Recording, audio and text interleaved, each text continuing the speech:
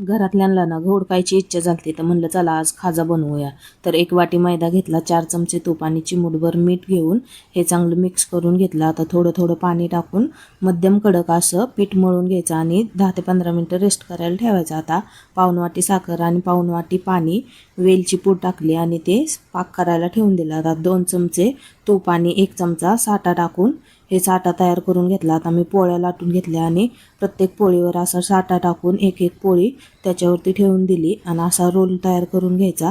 थोडासा असा हाताने दाबायचा आणि आता हे कट करून घ्यायचा। आता उभा ठेवायचा आणि थोड्या हलक्या हाताने ती लाटून घ्यायची। मध्यम गरम तेलावरती आपले खाजे तळून घ्यायचे।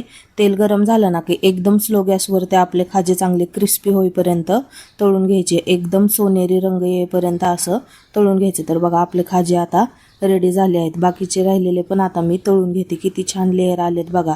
तर आता हे आपण खाजे पाकामध्ये टाकू आणि सगळ्या खाज्यांवरती असा पाक टाकून देऊ। तर कशी वाटली रेसिपी नक्की कमेंट करून सांगा आणि चवीला म्हणताल ना तर 1 नंबर झालेली। तर सबस्क्राईब करा।